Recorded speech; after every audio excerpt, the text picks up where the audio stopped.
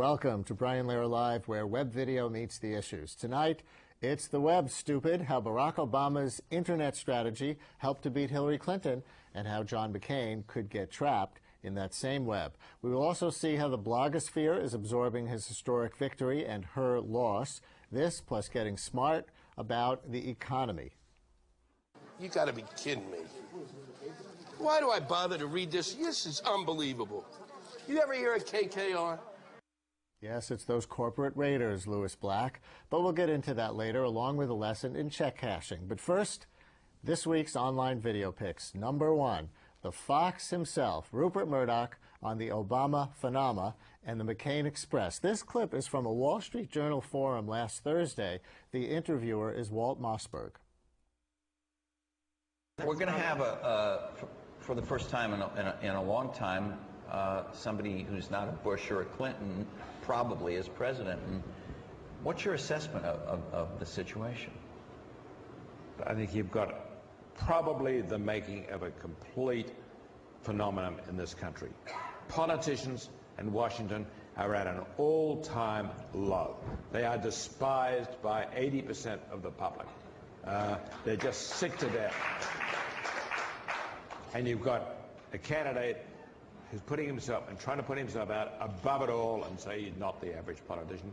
And he's become a rock star. It's fantastic.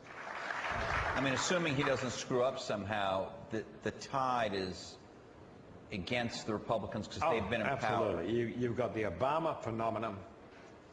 You've got undoubtedly a recession. And what is the McCain issue from your perspective? Well, he's been in Congress a long time, and you've got to make too many compromises. So, you know, what's he really stand for? He's a patriot. He's a friend of mine. He's a very decent guy. I think he has, and I say this sympathetically, I think he has a lot of problems. He's got to revolutionize. The education system in this country is a total disgrace. Did you have anything to do with the New York Post endorsing him in the Democratic primary in New York State? Yeah. Okay. All right. Rupert Hart Barack? Who'd have guessed? Now, Fox News wouldn't feature this next clip from the Huffington Post. It's Iraq War veteran John Michael Turner at last year's Winter Soldier Conference. This is heavy stuff. Winter Soldier was set up to be similar to the truth-telling hearings from the Vietnam days. This confessional recently went viral online. Anytime we did have embedded reporters with us, our actions would change drastically. We never acted the same. We were always on key with everything, did everything by the books. This is after one of the guys in weapons company had gotten shot. This is a way that we would take out our aggression. For those of you who don't know, it is illegal to shoot into a mosque unless you were taking fire from it. There was no fire that was taken from that mosque. It was shot into because we were angry.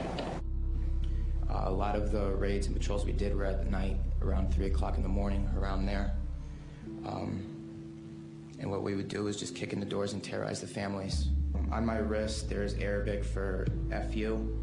I got that put on my wrist just 2 weeks before we went to Iraq because that was my choking hand. And anytime I felt the need to take out aggression, I would go ahead and use it. If the men of the household were giving us problems, we'd go ahead and take care of them any way we felt necessary, whether it be choking them or slamming their head against the walls.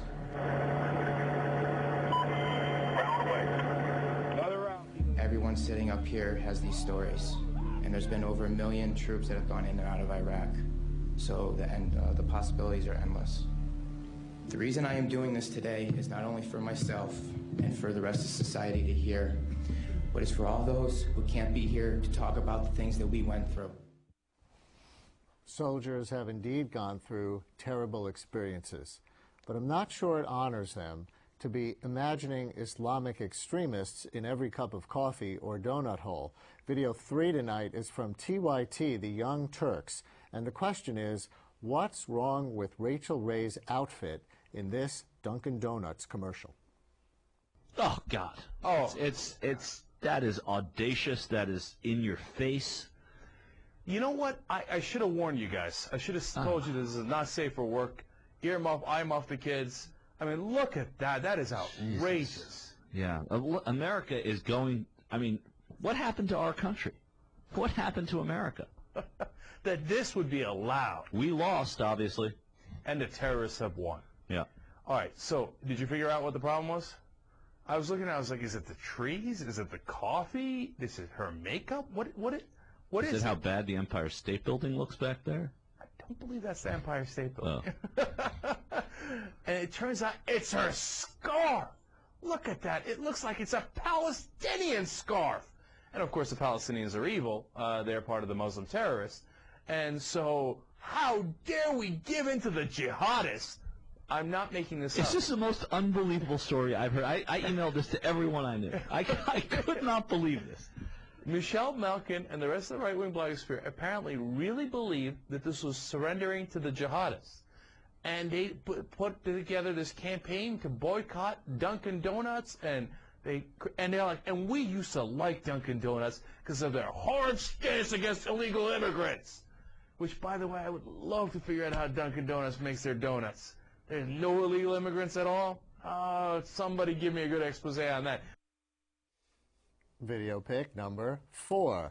If you were commuting from Fort Greene to Union Square, that's Brooklyn to Manhattan, you would get there faster by bike, car, or public transit. What do you think? Well, Street Films gives us the answer in this video of Transportation Alternatives' 7th Annual Commuter Challenge.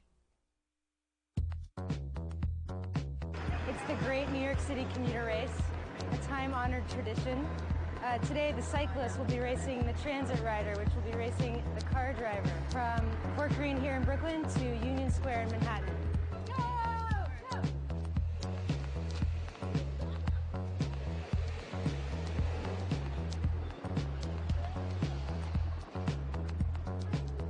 Here's the first red. It's a little tight, you know, it's cozy. Get to know our neighbors this way, though. I'm getting to work, I'm de-stressing, and I'm exercising in one. I think I might be winning because we crossed the bridge pretty well. Yeah! Bikers rule! Okay, it's 8:03 right now. We left at 7:45, so it's been 18 minutes. Oh, look at the traffic, yeah. Look at the bicyclists, just, there's more behind. There's no parking here, man. I will not find parking here. I'm here. I came in second, but I really wanted to win. What's going on? How did you beat me? Well, our bicyclist won hands down with 16.5 minutes. Our driver was a bit behind at 22 minutes, and our transit rider came in third this year with 29 minutes, probably having something to do with her bus to subway combo instead of the usual, just one subway all the way. We also measured the carbon footprint of all of our riders. Our bicyclist came in first, obviously, with a 0 carbon footprint. Our transit rider was just behind with 1 pound, but the driver on that little 5-mile drive produced 6 pounds of carbon dioxide, so they're obviously the big loser where that's concerned. Bus to subway combo, that was really unfair. Video pick number 5.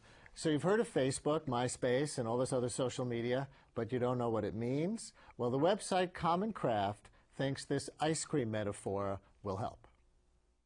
Let's take a visit to Scoopville, a town that's famous for ice cream. For over 20 years, Big Ice Cream Company has been making high-quality ice cream with a big factory in town. A few years back, the company did focus groups and found out that they could maximize profits by offering 3 flavors: chocolate, vanilla, and strawberry. The residents of the town were content. They never thought it could be different. Then something happened in Scoopville. A new invention came to town. Suddenly, everyone can make their own ice cream for only a few dollars. This changed everything. The Smiths decided to make pineapple ice cream. The Joneses made ice cream with pecans. Soon, every kind of ice cream imaginable was being made by Scoopville's residents at very little cost. So, this is social ice cream, by the people, for the people. It turns out that ice cream and social media have a lot in common. Today, everyone has a chance to make their own flavors, thanks to free tools like blogs, podcasts, and video sharing. Plus, we now have new ways for real people to play a role in providing feedback, organization, and promotion. Whether you're a big, established company, an individual with loyal fans, or simply someone with ideas and opinions, Social media means new opportunities to create and communicate with people that care.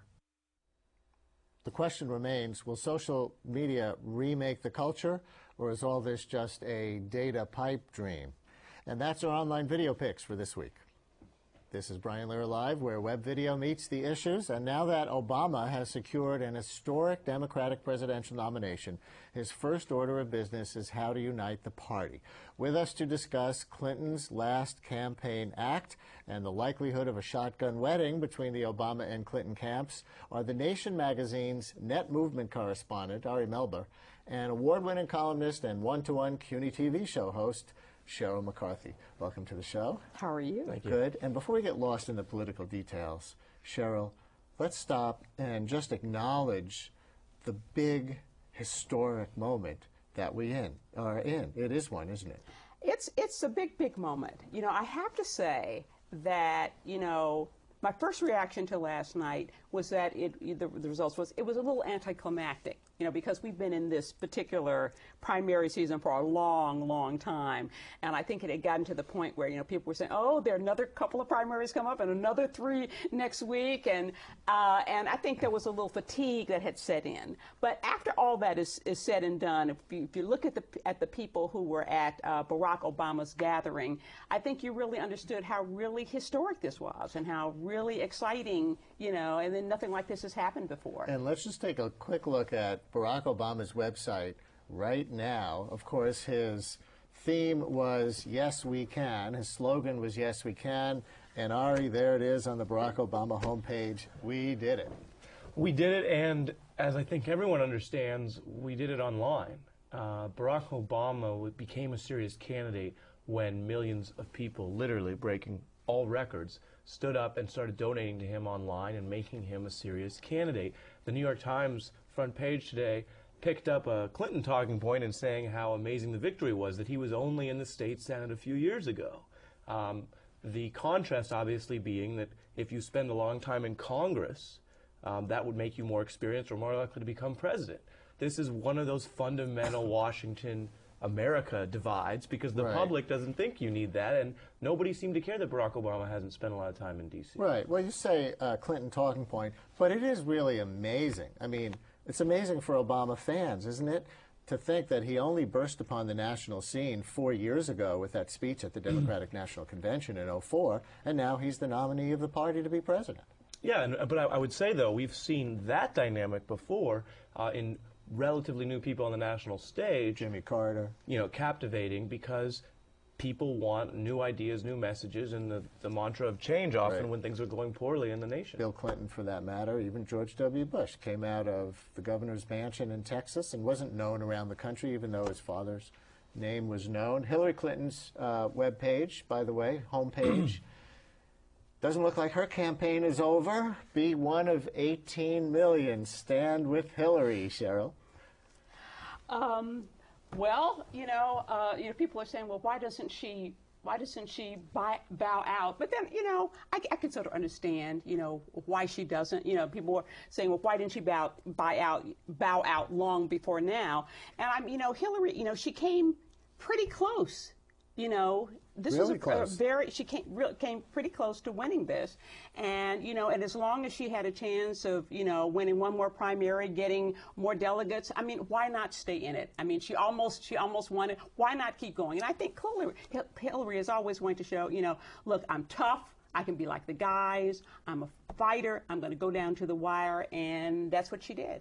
Yes. Now, as for her getting out and whether they can make a political marriage, either as running mates or just to bring Clinton's voters into the fold for November, here is a video sample of just how much animosity they have to overcome now. This is Bill Clinton in South Dakota just last week. Why have all these people tried to run her out of this race? Yeah, they are. You know, when we've had nobody told Ted Kennedy he should drop out in 1980. Nobody told Jesse Jackson he should drop out in 1988. Nobody told Gary Hart he had to drop out when he ran in 1984. Nobody told, you know, I can't remember. Nobody told the people who ran against me in 1992 they had to drop out.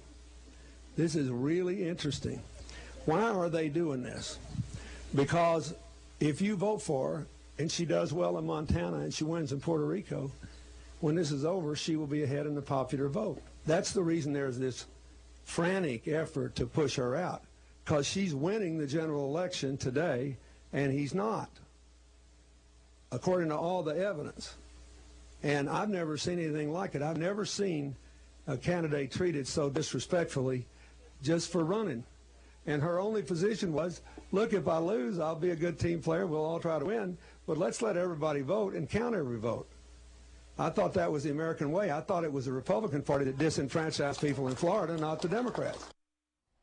So obviously the question after that is, can they become warm and cuddly after that much animosity? But while that video was on, word came in that Hillary Clinton will officially drop out on Friday, according to ABC News, CNN, and Politico.com. They're all reporting this now, citing Clinton campaign sources. So, Cheryl McCarthy, stop and talk about this for a minute. If Clinton does officially drop out Friday, how do you think she does it? And can she bring her supporters into the Obama camp? Well, I mean, I think she could. And I think, you know, what you got when you listened to her speech last night, you know, wasn't a concession speech, but it was a very generous speech, you know. And it was a speech that talked about the campaign in the past tense a lot. Yeah, yeah. And that gave a lot of credit to Obama, who I think she referred to as my friend, you know, or maybe he referred to her as his friend. But, I mean, it was very generous. And I think that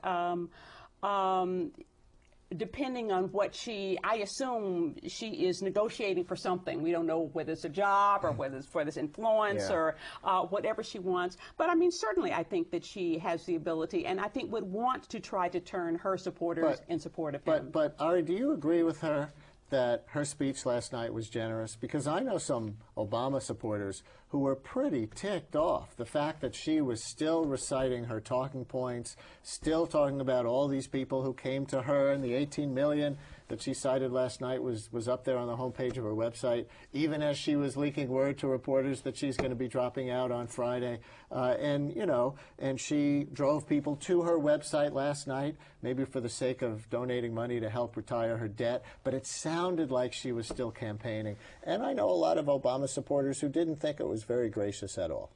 I don't think anything about the speech was gracious, nor when it's packaged in, as you say, a non-concession speech when the other candidate just clinched the nomination.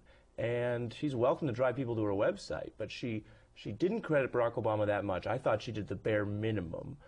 She didn't go out of her way to say much nice about him, nothing close to what he did for her. Her chairman introduced her as the next president of the United States, and she continued, I think, to mislead the public regarding the overall vote count.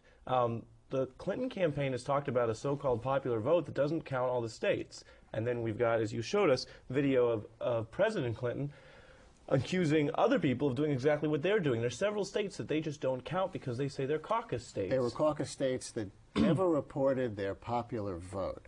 And that's going to be something for the Democratic Party to revisit before 2012. But you can do a lot better estimates than zero. There are also states where Barack Obama won by double digits, and so that's why they've gone to zero. And just quickly, Brian, since you played the video of President Clinton, we also need to be careful in fact-checking in this. The record matters, the history matters. There were a lot of inaccuracies. I have tremendous respect for President Clinton, but there were inaccuracies in there. There was tremendous pressure on Ted Kennedy to slow his race against the incumbent president, and Jimmy on Jesse Carter. Jackson to drop out. Jesse Jackson was repeatedly disparaged on a range of issues, so I don't know why President Clinton thinks he can go before Democratic activists, many with good memories, and act as if this is unprecedented. Now, that doesn't mean that she had to get out before all the states were done, but I think that President Clinton was building a narrative there that doesn't comport with Democratic history. Cheryl, do you think that this ultimately was a win-win campaign because it broke barriers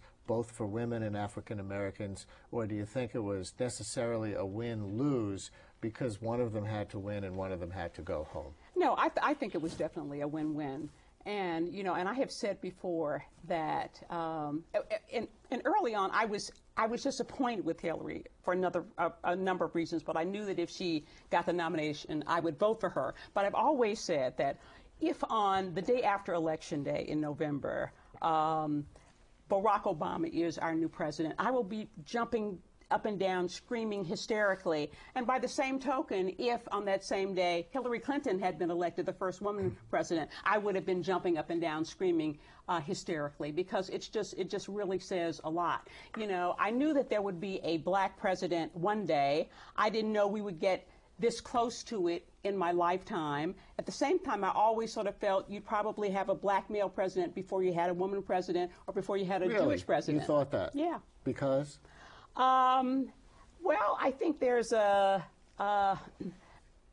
vein of misogyny that still runs through society, and I think Americans still care a whole lot about religion, you know, and Christianity, very tied into Christianity, and things seem to be playing out, you know, as I expected. By the way, Ari, now the New York Times website, which we're going to show you right here, has put on its front page the headline, Clinton likely to suspend bid on Friday. It doesn't say end, it says suspend. Is that a meaningful difference?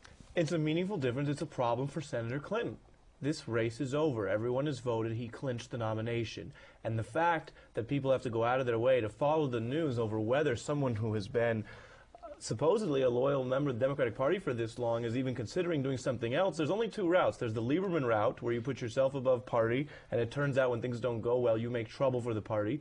Or there's the route that most people, I would say in both political parties, exhibit even when they lose tough races, which is to be loyal to the party. So the talk of suspension, the talk of conditions, the talk that she needs her debts paid off and other things owed to her before she will do what Democrats do, which is support Democratic candidates, I do think is unfortunate. Having said that, you know, to the gender point, she ran an amazing campaign. She beat most of the other candidates who happened to be men, and I think it's been a tremendous progress in that regard. New York Post webpage headline right now, Hill to quit on Friday. I think you saw that go by. There we go, resetting it. Hill to quit on Friday. So they say quit. I have a feeling that the Times is more careful with its choice of words. Do you have a problem with suspend rather than end, if that's what she chooses to do? It's a little strange. and just to keep dragging it out and dragging it, at some point she's got to quit, you know. So it's a little strange. Did Edwards ever end? I don't know. I remember him suspending, and then he did end. He did end, and his delegates went to Obama. And let's not forget, Barack Obama, like Hillary, is a type of candidate, because it's a historic candidacy, because there's extra challenges in the media and among voter perception, has an extra hurdle. I think we all agree on that.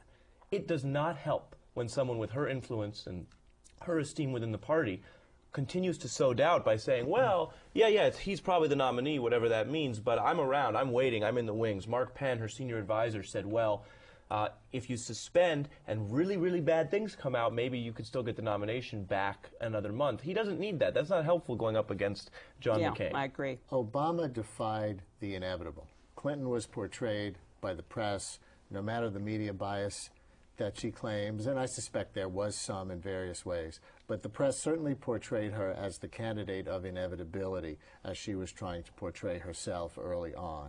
And in a way, she, you know, rightly claimed that mantle early on, and he overcame that. How important was the internet to Obama's victory? I think it was vital. I think that this was the biggest upset in Democratic politics since 1968 for two reasons. The war, like 1968, and the internet. And if you look at the early states, Iowa, where everything started for Barack Obama, and where a lot of people, even in the African-American community, where some expected him to do better initially, only came over after he won in Iowa, after he won over a traditional Democratic majority white state. His margin of victory there was primarily from voters under 30, who usually do not come on a weeknight and spend an hour in line at a caucus. That's the web. That's the web, the social networking pages, Facebook. I was on the ground in Iowa interviewing people for a story for The Nation and found many students who are not on the grid. By that I mean they're not in the party database.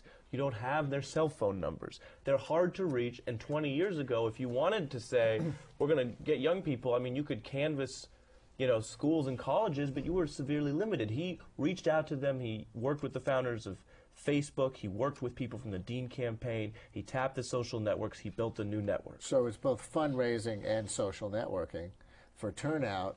Cheryl, Obama's going to face a moral dilemma here, I think it's fair to call it, which is that he early on challenged whoever the Republican nominee turned out to be, before he knew it was going to be John McCain, before anybody thought it was going to be John McCain, that if the Republican accepted the public financing campaign spending limits, that he, Obama, would do so too if he's the nominee. Now, it was a pretty safe challenge at that time because typically in recent years, Republicans outraise and outspend Democrats. Right. Now it turns out that he's developed this monster grassroots fundraising online network. McCain is not going to raise as much money as he is, and Obama seems ready to withdraw the offer, even though McCain seems ready to accept it. He gave his word, but he's going to be much more likely to lose if he keeps his word. Yeah. What's the moral candidate to do? Well, I mean, you would think he would keep his word, since he made such an issue of it. But then, if you want to win, you want to win. So, I mean, I don't know. Has McCain said he's going to abide by the funding limits? Well, my understanding is that McCain said yes, that he accepts Obama's challenge in that regard. Really? And now are you following this? And to be precise, initially John McCain indicated he was going to opt out and do private financing, and the FEC said he was locked into that. That's not something you can take back, but they actually don't have enough members to form a quorum right now to make that a binding judgment because President Bush is in a standoff with Congress. That's the Federal Election Commission itself. Yes, and sorry if it sounds boring. The bottom line being that he withdrew that promise and now is trying to get public financing because he's had so much trouble fundraising. So they're like ships passing in the night. McCain thinking he could raise privately and then going back to public fundraising because there's such a problem on the right. Obama, as you described, doing the opposite. If he now has access to Clinton's big money donors, does he become Hillary Clinton when he's the candidate who ran against lobbyist money and all this stuff? He has a problem. I mean, I think the fundraising thing is a significant problem for him. I wouldn't put it just on the idea that he, is he breaking his word or promise, because a hypothetical plan, which is what it was many months ago, I don't think is the same as a campaign pledge or no new taxes. He said, in the fall, I'd like to work this out with the nominee. What you're hitting on, though, is the real core, which is, he's running against lobbyists. He's running against the culture of corruption in Washington. But then if he's privately financing and bringing in big donor money and all their interests and their agendas, whether they're a registered lobbyist or simply tied to a corporation, I mean, is he going to take money from Blackwater, which was an issue for Senator Clinton? Is he going to take money from the mortgage industry? Those are serious questions that come along that voters are right to care about if you say you're going to change the culture but then take money from those people. Do you dread the campaign to come, including the online campaign? The online cuts both ways because it's all the stuff that we were talking about that worked to Obama's advantage, but it's also Reverend Wright looped over and over again on YouTube. Yeah, in a sense.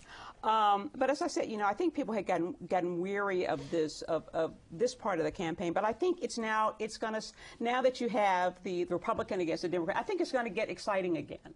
And it was interesting looking at John McCain's speech last night because I like John McCain. I think he is a principal of all the Republicans. He was the most principled. He cares for things other than just the party and just getting elected. But he came off as really rather tired. I hate to use the word old, but just rather lackluster and compared to Obama and McCain. But McCain's certainly going to have to kick it up a little bit. He's not going to be an Obama, but I think we're going to see to what extent this whole idea of the white guy who can't vote for the black guy, whether that starts to come out, and how powerful that is. And Obama started his victory speech last night by thanking his grandmother, very pointedly addressing some of the baggage, his own white grandmother, with the baggage that he accumulated along the way.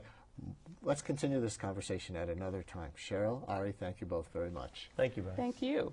This is Brian Lehrer Live, where web video meets the issues. The SEIU, that's the Service Employees Union, is trying to use stars now to turn their glamorous spotlight on a very unglamorous topic, income inequality.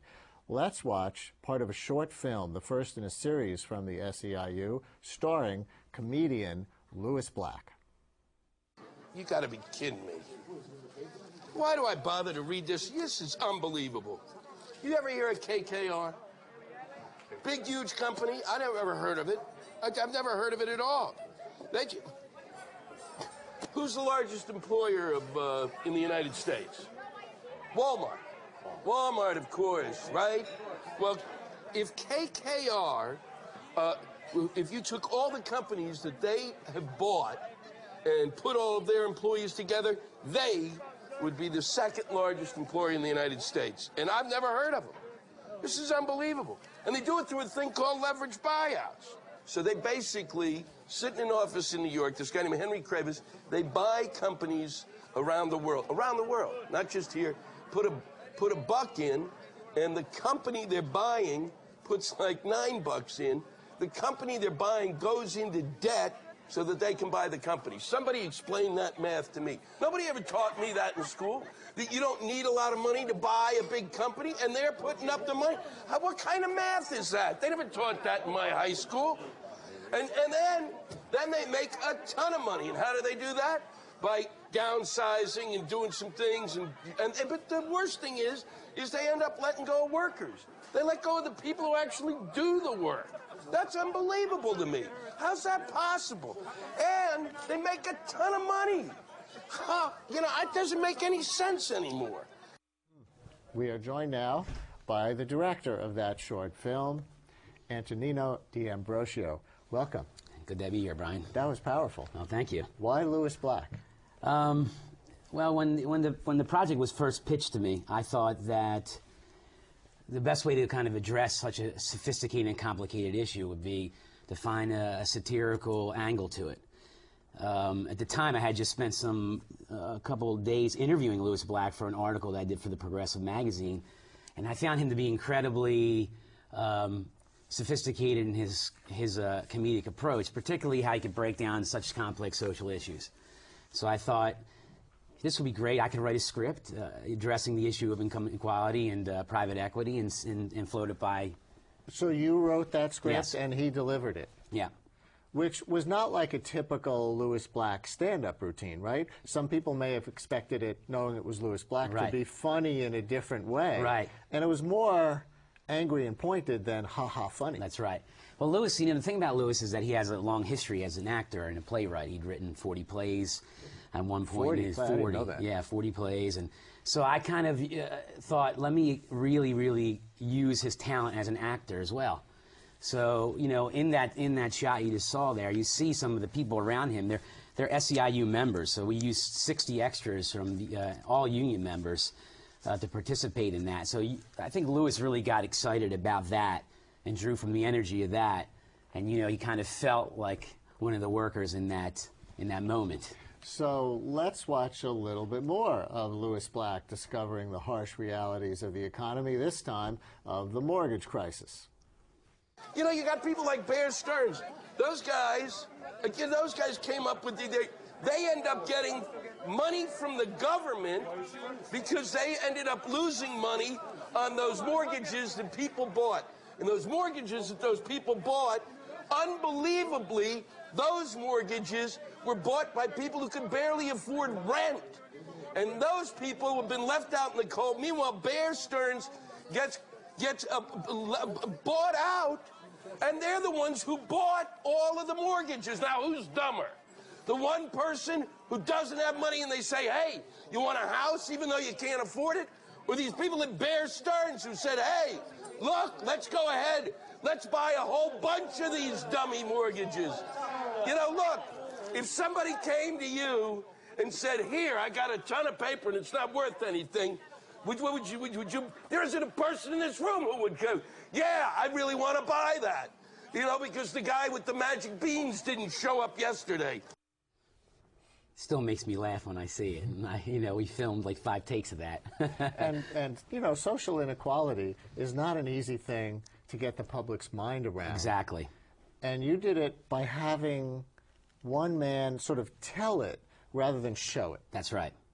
You know, and what I did is I kind of took it from my own experience. My parents are immigrants, and my father was a bricklayer, and I'd go to the job site, and these guys would be talking about these complex social issues that were affecting them. You know, pay inequality and unionization, but they were doing it in this very kind of matter-of-fact way. It was funny, but the issue actually wasn't funny. And Lewis Black really can translate that. And, you know, and that's one of the things I told him when I was directing him in this piece, is that kind of really, really feel that. So there, in that particular take, you could see that he's really, really feeling the absurdity of the fact that Bear Stearns gave mortgages to people that couldn't even afford rent. Right. And, you know, I just learned recently that there's a similar securitization of college loans, student loans. That's right. Right? Just like they rebundle these mortgages into a kind of stock. Yes. They've done that with college loans as well. Yeah. And Citibank has pulled out from all community college student loans in the state of California, among other categories, right? Just recently. And one of the reasons, as I gather it from the press reports, is that it's not profitable enough anymore. That's right. To repackage bundles of these loans as securities and resell them. So it's not enough that they make the interest on the loan. They then have to make some kind of equity profit for them to loan students so they can go to college. Right. You know, something that's really kind of accentuates your point here is that over the last 7 years, from 2000 to 2008, these types of investments, the richest 1% of, let's say, of wealth earners in the country, have gotten $493 million in tax breaks. Now we have a $491 billion in tax breaks, and we have that equivalent of that in China, in debt with China. So you see how they've really been with this money grab has inflated it so much that there's no room. So they're looking for other ways to profit. In our next film, and I can't mention the actor that we're talking about, but the actor that we're going to have in there, the next 3 films are all big stars. He's going to be a brand that private equity is going to try to buy. And that's the kind of like absurd. That's the plot line. Yeah, you know, and that's the absurd level that we're talking about that these guys are going in. You've got something coming up July 17th that this is all leading toward? This is leading toward a day of action, July 17th, where they're taking a national day of protest and marches and, you know, various labor actions to promote the issue of income inequality. You know, things, for example, that over the last 20 years, the 40% of the wealth generated in the country's only been enjoyed by 1% of the population, or that the average CEO makes 400 times what the average worker makes. And these are really devastating numbers in terms of the health of the country and where we're headed. And now you sent us a piece, I don't know if this is published somewhere, but by you, called The Bust Out. Yes. That kind of accompanies this film. Right. Where you compare the profits of private equity and the wage structure that flows from it to the plot of Goodfellas. Right. So when I first started reading about this, and this kind of goes back to 1989 when Henry Kravitz, who's one of the main proponents of private equity, orchestrated the R.J.R. Nabisco takeover, and that's well documented in the Barbarians at the Gate book. But he's really a player in this. So whenever I hear about these strategies and what these guys are doing, it reminds me of this scene in Goodfellas when Henry Hill, played by Ray Liotta, and Tommy DeVito, played by Joe Pesci, go out to what they do call Bust Out, this nightclub that they've been using as a front to move goods in and out of.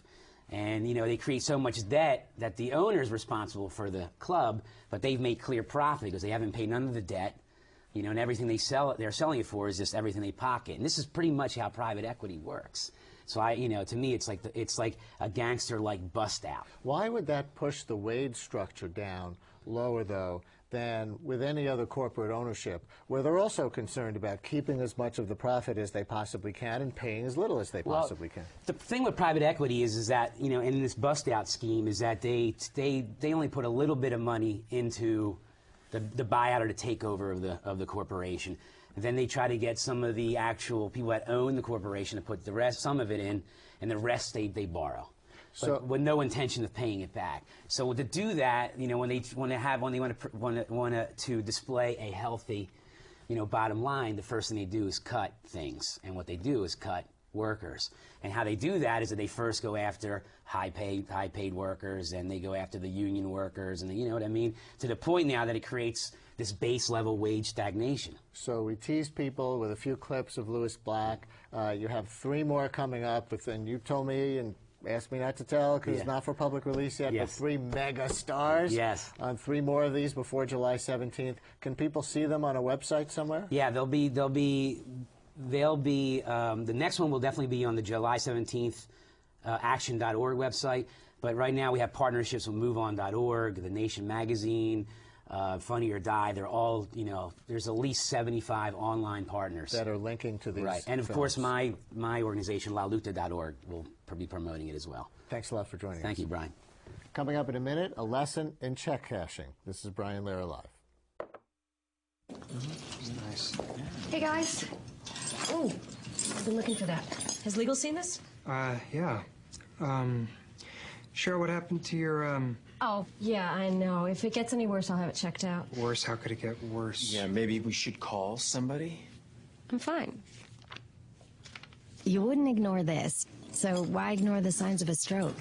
At the first warning signs, call 911 immediately, because time lost is brain lost.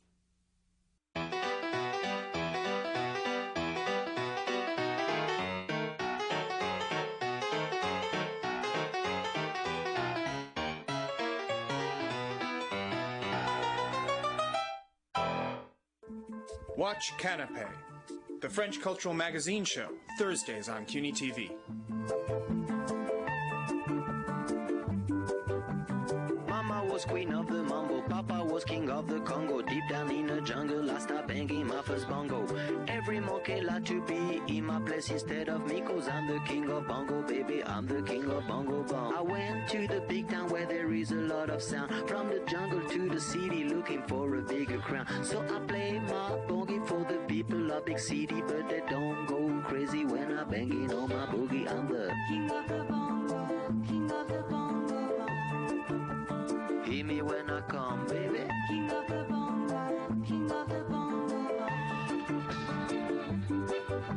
Nobody like to be in my place instead of me, 'cause nobody go crazy when I'm banging on my boogie. I'm a king without a crown, hanging loose in a big town, but I'm a king of bongo, baby, I'm the king of bongo bong.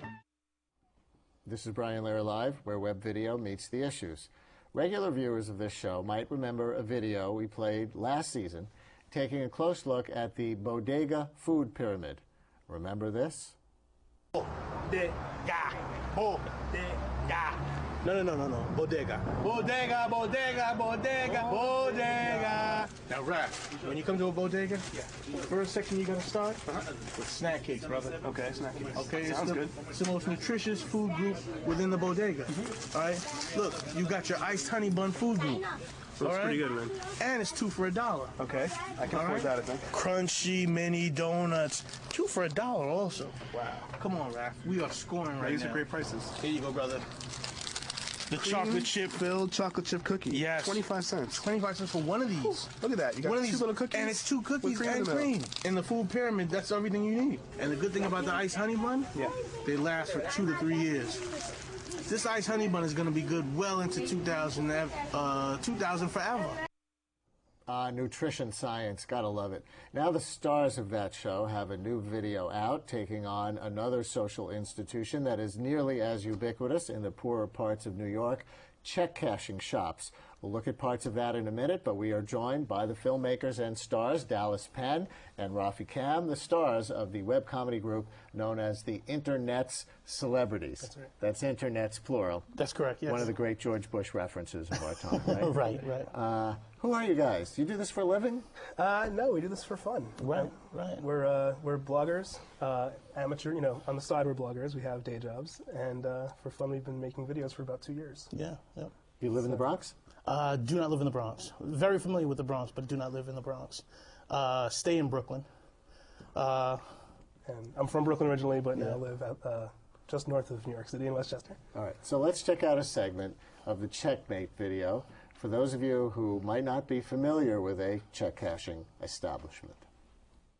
We're about to go into a check cashing spot. We're going to find out why people use check cashing, why they prefer it to banks. The bank, you got to walk all the way down Graham and everything. There you go. When I could just walk straight down the block from my house. It's right there. It's right there. There you go, down the block, the check cashing spot. If you got a check for about $1,200, they're going to take out almost $20.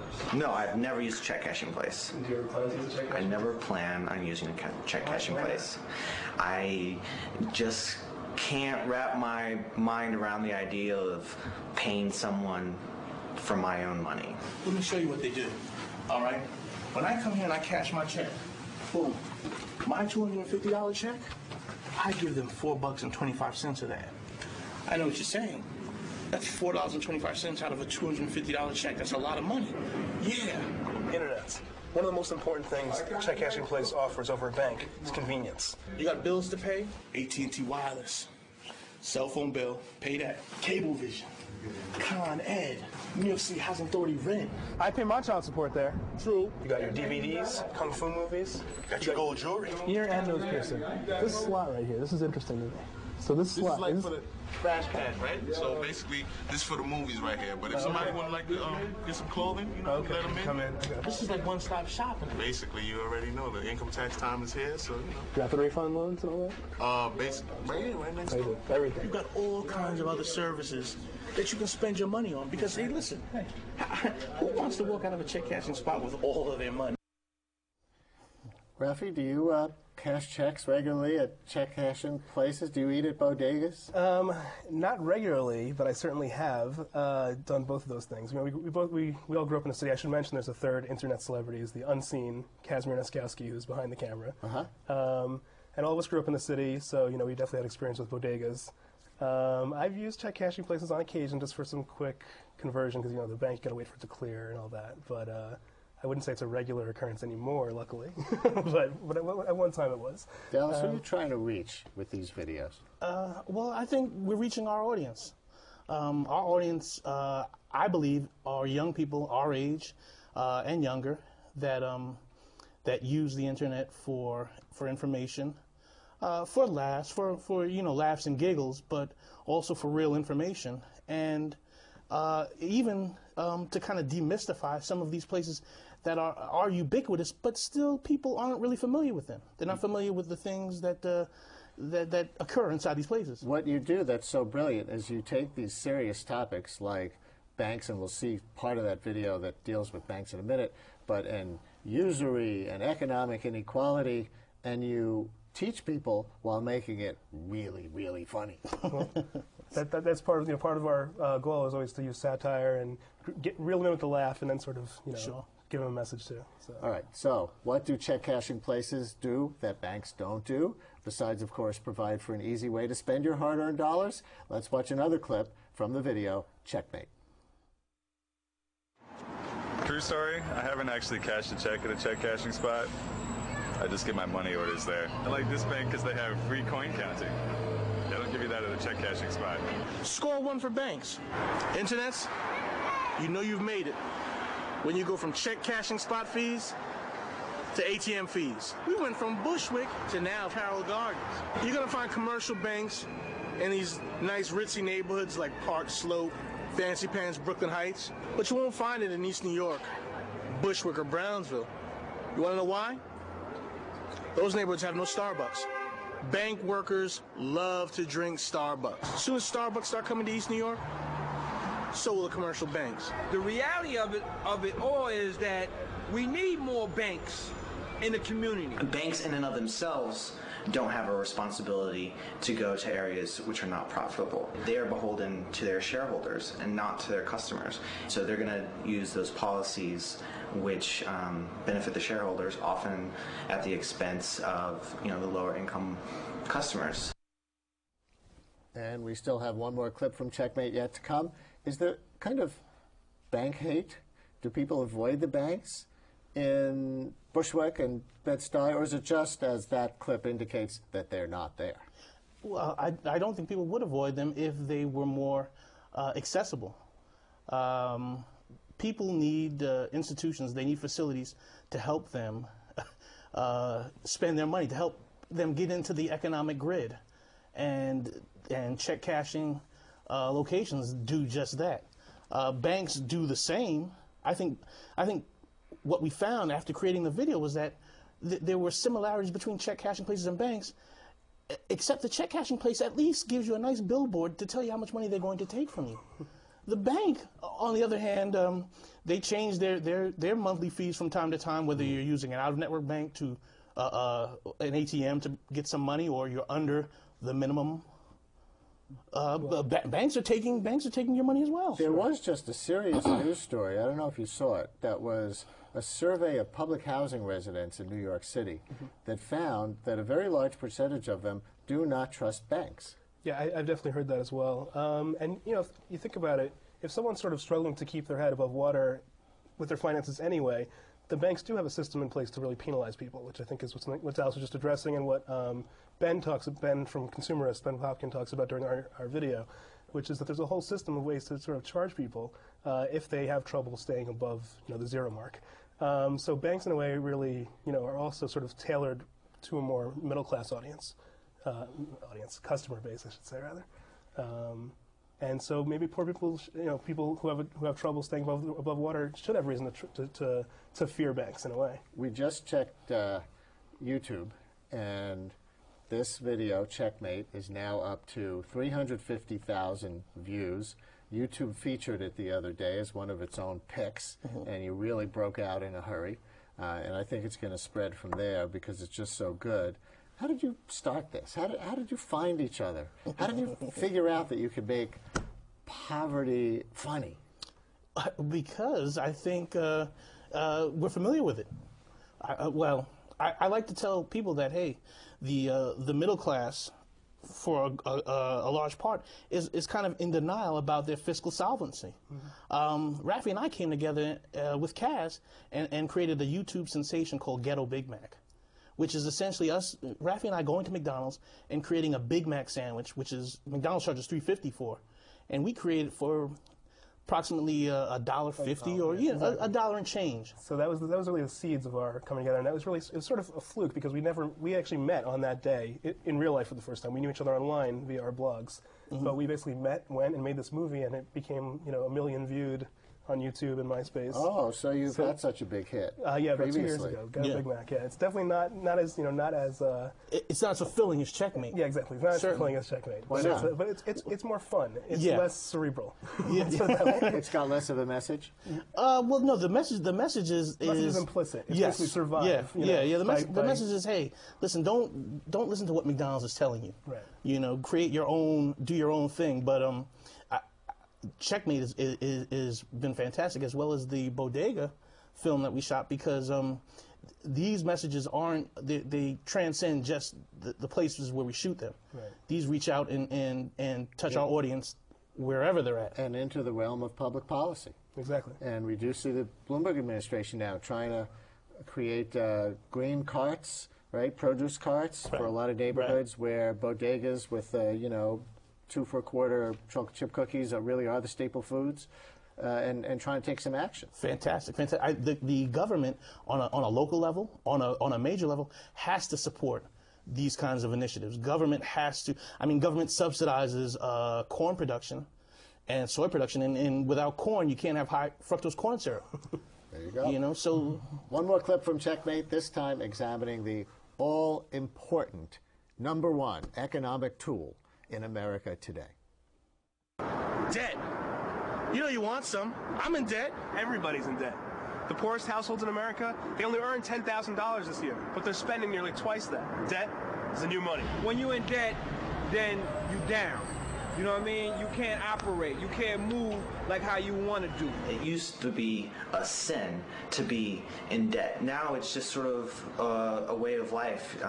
People, I mean, if you're buying groceries on your credit card, you're essentially going in debt, you know, to buy your bacon. It's really enabling people to live beyond their means. Poor people are doing remarkably well these days.